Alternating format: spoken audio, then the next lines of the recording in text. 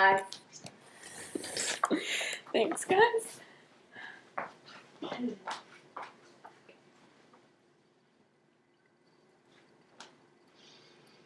Imagine this. You're 10 years old. You live in a small village in Afghanistan. Suddenly, one day, the Taliban comes in and shuts down your school. They kill your teacher right before your eyes. Then, your mother has to flee.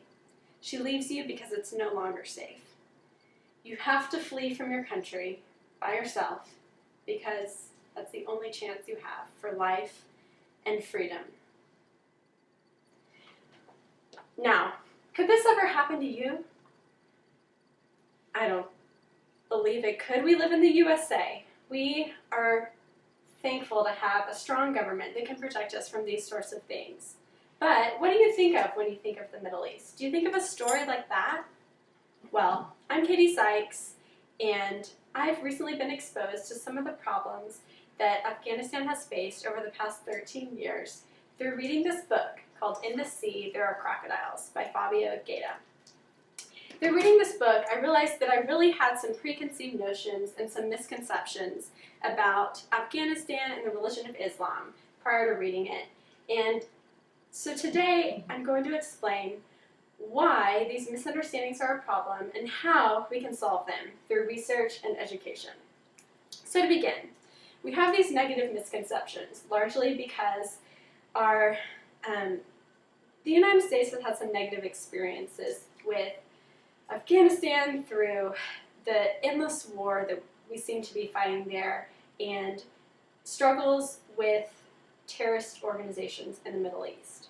However, it's not a reason to completely define a religion or country by these things.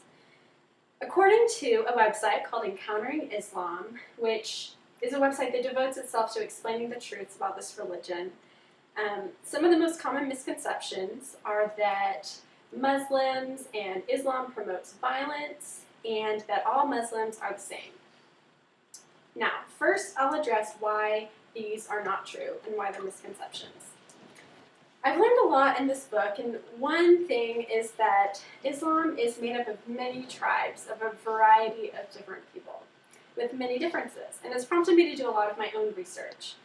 I've learned that the main two factions of Islam, Sunni and Shia, are the two main branches. However, there are thousands of different factions.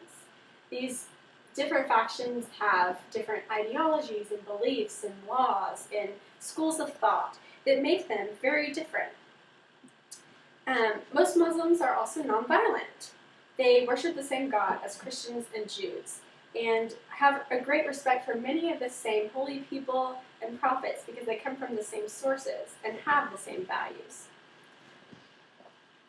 The Quran explains Islam to be a religion of peace, where jihad is just the struggle against bad things like poverty and hunger, not a big war to be fought upon humanity. So as you can see, these extremist viewpoints that we've been seeing in the media are not necessarily the true Islam, and so misconceptions can clearly be a problem. But what's the solution? Well, I say the solution to the problem of developing bad understandings is education. This book has shown to me a lot of the hardships that one child, a true story of a boy, has faced in escaping the violence in his country. And it's also shown me how groups in Afghanistan are so different and even persecute one another because of those differences, which kind of led to the scenario that I described at the beginning. So you can see it's important to educate yourself and to understand the truths by not only reading the news, but by reading factual accounts, books like this, stories of real people, so you can really understand along with doing your own research.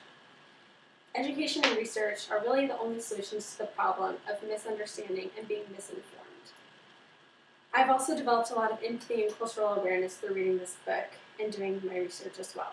So to conclude, it's easy to generalize about people, countries, cultures, or religions, but always important to do your research, to educate yourself with a variety of sources. Only then can you truly find the real truth.